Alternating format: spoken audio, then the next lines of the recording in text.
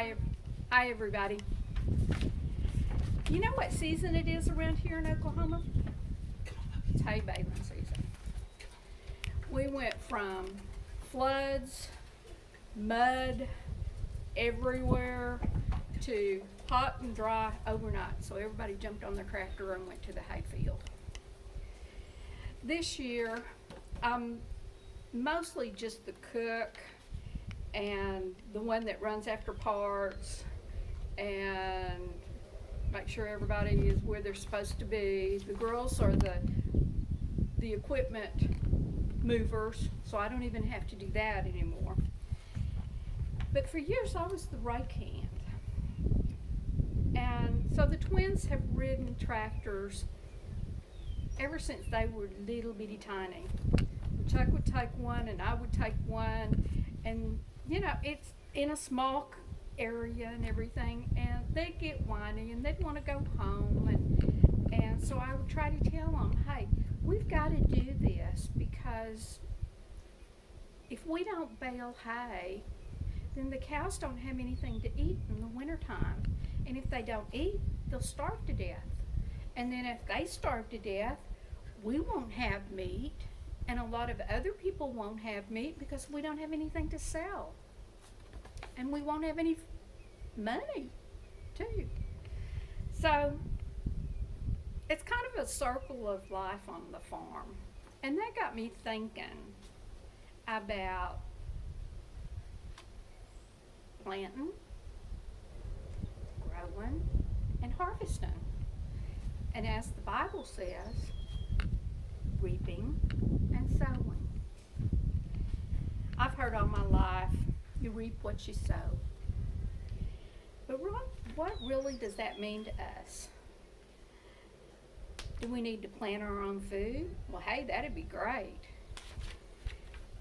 Do we need to all have a cow in the backyard? Maybe, but probably not. But if we plant pumpkins, are we going to get corn? Of course not. Everything that you plant, such as corn, you're going to get corn. Hopefully better than I did, because my garden's really sad this year. It's also true with other things. If you talk about your friends and you bully people and you're mean to them or you steal from them, you're probably going to lose a lot of friends. It's the law of life, both physically and spiritually, that you reap what you sow. Every action has a result. If you plant to please only yourself with your wants and your desires, you're going to reap a crop of evil and sorrow.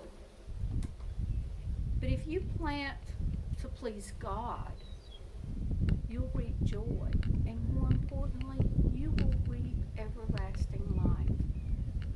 In Galatians, Paul is telling the people not to be deceived, that God is not to be mocked, and whatever you sow, you shall reap. If you make fun of God or you don't believe in God, you're going to have a lot of sadness and pain. Sometimes it's really, really hard to do the right thing all the time because you see these people that do bad things and they get rewarded. That's always been a tough lesson to teach my kids.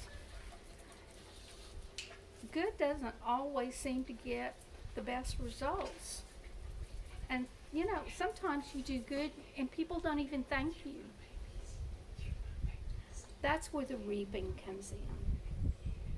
If we stay strong and we trust God for the results in God's time, not our time, we will reap a harvest of blessings. It may take longer than we want, but the blessings will be there. So, what kinds of seeds are you planting in your soil, in your life? Thanks for listening.